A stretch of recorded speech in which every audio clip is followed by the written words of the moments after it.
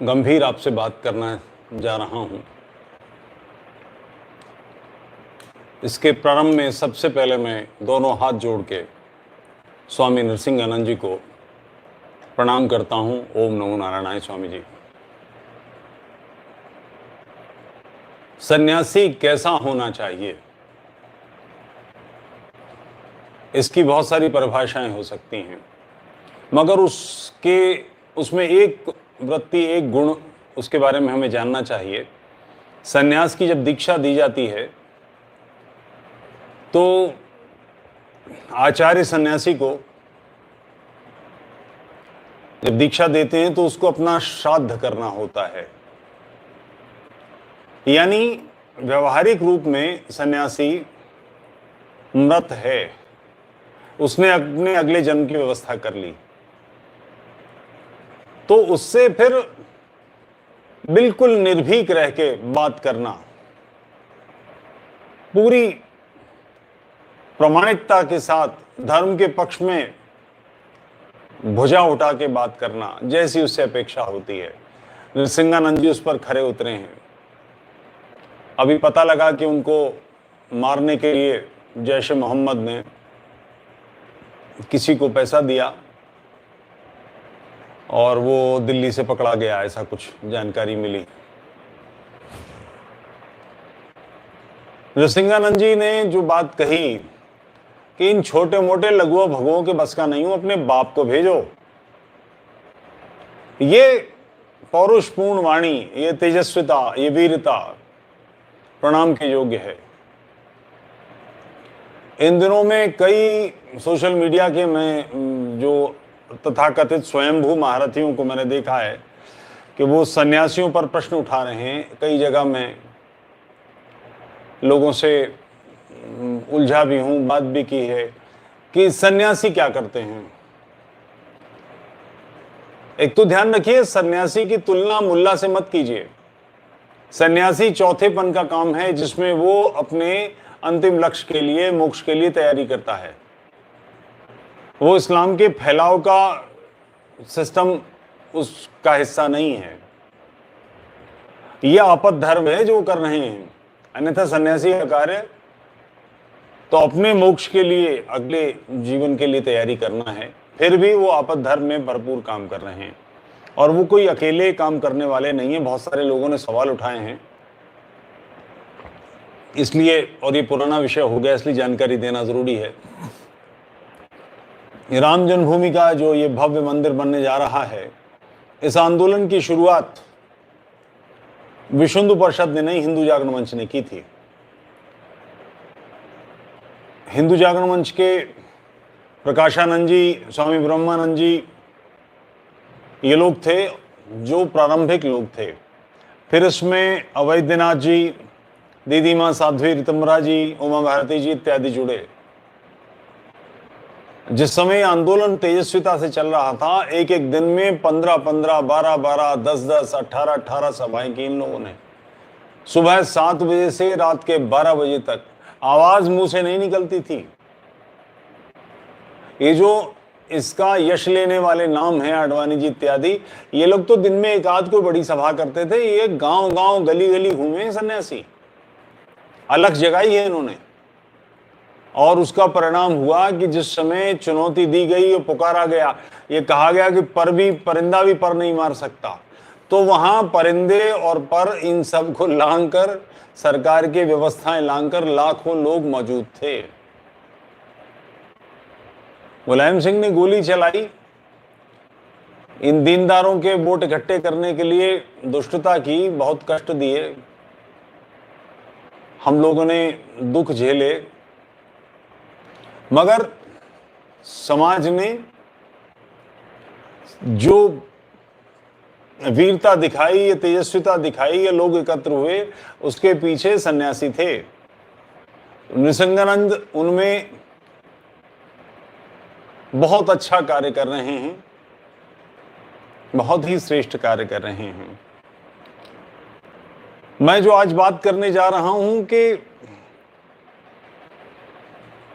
एक माहौल बना दिया गया है दीनदारों की तरफ से, और वो कुछ लोगों ने किया है, वो बड़े पैमाने पर नहीं हुआ है।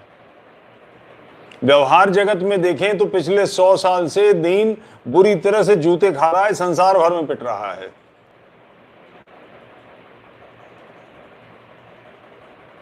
प्रथम विश्व युद्ध के बाद खिलाफत खत्म कर दी गई। ये जो सऊदी अरब, कतर, मिस्र, लीबिया, इराक, ईरान वगैरह वगैरह वगैरह जितने देश हैं सब उसी के हिस्से हैं। तिक्का बोटी कर दी गई, बखेर दिया गया।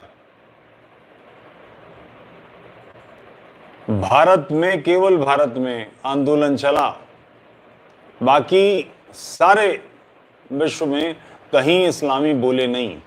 और उसका कारण था कि इस्लाम को, जो इस्लाम के मूल नियम हैं, उनको मुसलमानों ने सदियों पहले त्याग दिया है। व्यवहार जगत में मुसलमान इस्लाम के नियम को नहीं मानते। जैसे पैगंबर ने एक बात तय की थी, एक मुसलमान को दूसरे मुसलमान से लड़ना नहीं चाहिए। ऐसा कहीं नहीं होता। सदियों पहले इस व्यवहार को छोड़ चुके हैं। एक मुसलमान को काफिरों से, मुशरिकों से दोस्ती नहीं करनी चाहिए। मुसलमान ऐसा नहीं करते। सुन्नत को अपनी जिंदगी में उतारना चाहिए। यानी मोहम्मद ने जो कुछ जिंदगी जी है, जो हदीसों में वर्णित है, वही जरिया है, वही सोर्स है। क्योंकि कुरान बगैर हदीस के खुलती नहीं है, रेफरेंसेस नहीं मालूम पड़ते। अनिवार्य है कुरान को समझने के लिए, इस्लाम को समझने के लिए हदीस अनिवार्य है। जो लोग ये कहते हैं कि हदीस की आवश्यकता नहीं, कुरान पर्याप्त है, वो लोग दूसरों को बेवकूफ़ बना रहे हैं। ये उन लोगों के लिए तो ठीक है जिन्होंने कुरान नहीं पढ़ी है, मगर हम जैसे लोग तो जानते हैं कि कुरान हदीस के बिना बिल्कुल कुछ खुलती ही नहीं। तो मोहम्मद की जो जिंदगी बताई गई कि 52 बरस की उम्र में या 51 बरस की उम्र में, चूंकि डिफरेंस है इसमें। आयशा की आयु में कोई दिक्कत नहीं है, आयशा की आयु 6 वर्ष ही है। 51 वर्ष की उम्र में 6 साल की आयशा से शादी की, और 3 वर्ष बाद जब वो 9 वर्ष की हुई और मोहम्मद 54 या 55 के हुए, तो उन्होंने, मोहम्मद ने आयशा के साथ शारीरिक संबंध स्थापित किए। आज की दृष्टि से ये पाप है, अनुचित है, मैंने मान लिया, उस पर मैं विवाद नहीं करता। मगर मुसलमान इस जीवन को नहीं जीते। कोई मुसलमान अपनी 6 साल की बिटिया को 51 या 52 साल के मुसलमान को नहीं ब्याहता। उसने इस सुन्नत को त्याग दिया। इक्का दुक्का केस होते हैं इमराना जैसे, कि ससुर ने बहू के साथ रेप किया, नॉर्मल कोर्स में नहीं है। मुसलमान अपनी पुत्र वधू के साथ यौन संबंध स्थापित नहीं करते, उससे निकाह नहीं करते। इक्का दुक्का इमराना जैसा कोई काम या हलाले का कोई काम होगा, मगर नॉर्मल केस में नहीं होता। मुसलमानों ने इसको त्याग दिया। फोटो लगाना, पिक्चर का विरोध है।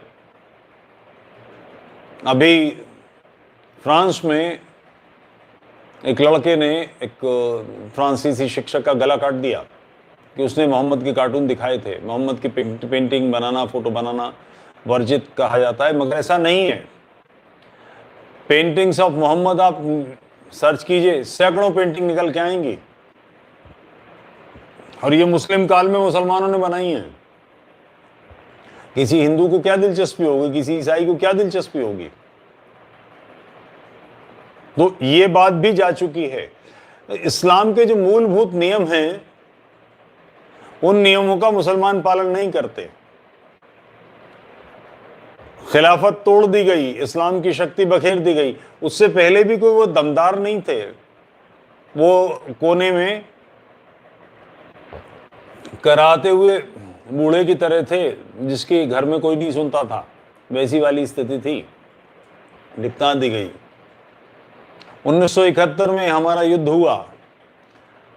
कोई व्यक्ति कह सकता है कि भारत की संख्या, भारत की सेना पाकिस्तान से बड़ी है, तो ध्यान रहे, बांग्लादेश में नियाजी की सेना कमान में जितने सैनिक थे, हमारी सेना जनरल जैकब के साथ जो थी, वो उसके मुकाबले चौथाई भी नहीं थी।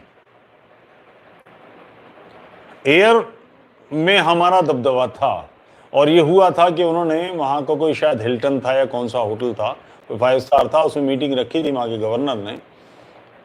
भारत को पता लग गया तो हमारे हवाई जहाज़ ने वहाँ बम डाले और उसके परिणाम से नियाजी की, माफ़ करेंगे इस शब्द के लिए, मगर बिल्कुल हाथ में आ गई।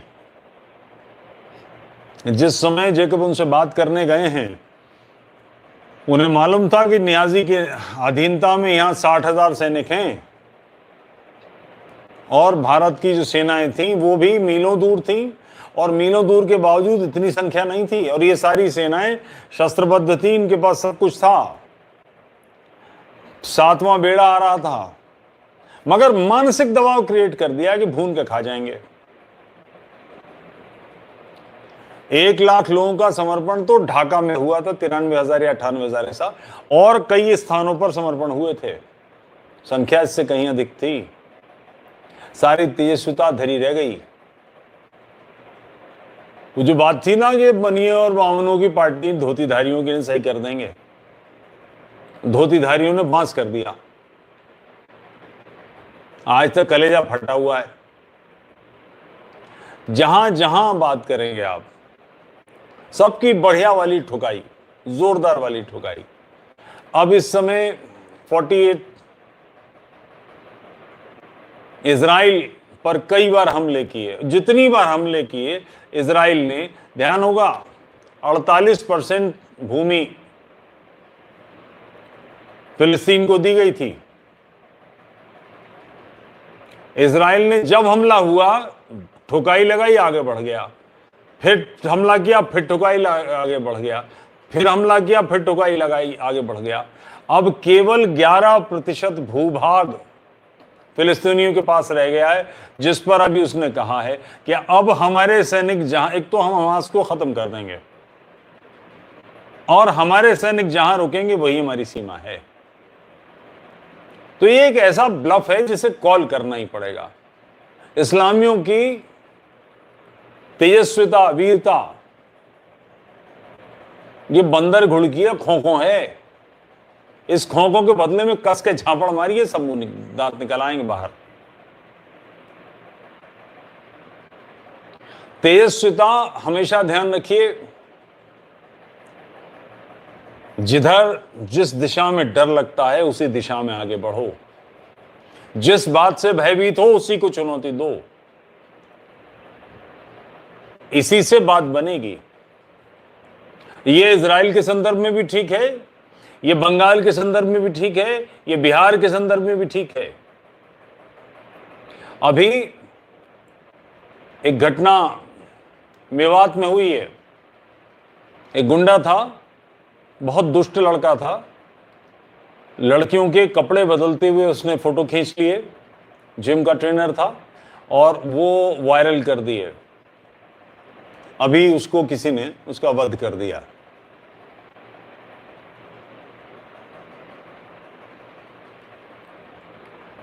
जिन्होंने भी ये कार्य किया आज नहीं कल गिरफ्तार होंगे, बचकर नहीं भागा जा सकता। 10-20 दिन, 20-25 दिन की बात है, गिरफ्तार होंगे। उसके बाद चूंकि मर्डर केस है, हाई कोर्ट से जमानत होगी, साल भर लग जाएगा, साल 1.5 साल लग जाएगा। पहले भी हो सकती है, बाद में भी हो सकती है, मगर इतना समय लगना चाहिए, 1 साल लग जाना चाहिए। इसके बाद हर चौथे महीने, 5वें महीने तारीख लगेगी। आने वाले 5, 7, 8 साल मुकदमा चलेगा। गवाह इधर उधर हो जाएंगे। जिसने भी ये किया, एक विकल्प ये भी था कि वो व्यक्ति अपने प्राण गांधीवादी बनते हुए समर्पित कर देता और इस दुष्ट को अपने आप को मारने का अवसर देता। फिर क्या होता? ये जेल चला जाता, साल भर बाद इसकी जमानत होती, फिर ये 5-7 साल मुकदमा झेलता, उसके बाद ठंडा पड़ जाता मामला। तय कर लीजिए कौन सा तरीका सही है। प्राण देकर दूसरे को 5-7 साल, थोड़ा, क्योंकि मुकदमा अगर साल में 3 बार डेट भी लगी, 4 बार डेट भी लगी, तो 4 दिन ही तो गए। बाकी जो काम करते हो करो। एक तरीका उसको जीतने का अवसर दें, अपने प्राण समर्पित कर दें, गांधीवाद पर चले। जैसे गांधी ने कहा था कि 1947 में विभाजन में के बाद जो लोग इधर आ रहे थे उनको गांधी की अपील थी कि आप वहीं रहिए, मर जाइए, प्राण दे दीजिए, अपना स्थान मत छोड़िए, इससे आप विजयी हो जाएंगे।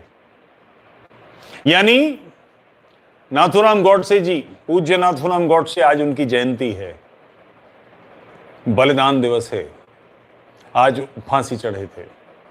उन्होंने गांधी को विजयी होने का अवसर दिया। यही उस व्यक्ति ने कार्य किया। इस्लाम के ब्लफ को चैलेंज कीजिए।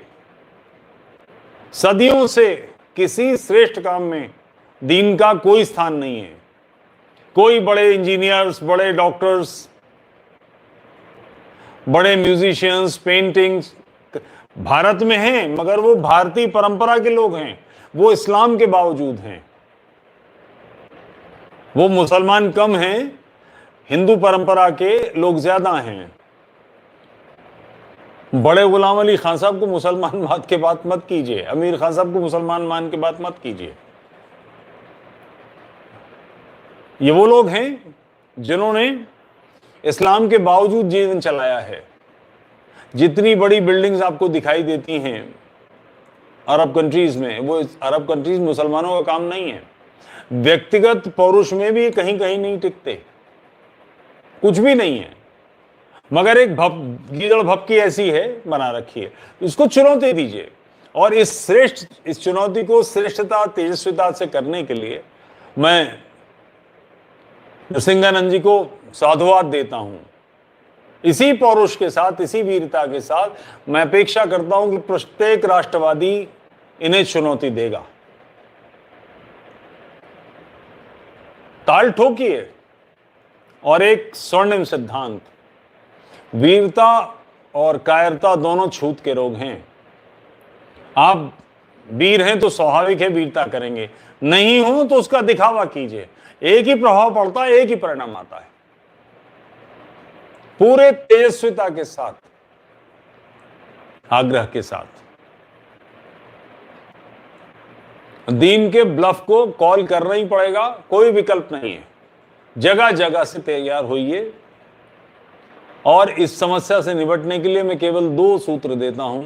प्रत्येक हिंदू 2 लोगों की शुद्धि को जीवन का लक्ष्य बना ले। इस्लामी लड़कियां बहुत चाहती हैं हिंदुओं से शादी करना, उनको शुद्ध कीजिए, शादी करा दीजिए। बहुत श्रेष्ठ कार्य है और खूब हो रहा है। आपकी जानकारी में नहीं है इसलिए आपको लगता होगा नहीं हो रहा, खूब हो रहा है। दूसरे, इस चुनौती का सामना करना है, इससे लोहा लेना है, तो आपके पास लोहा हो, इसकी तैयारी कीजिए।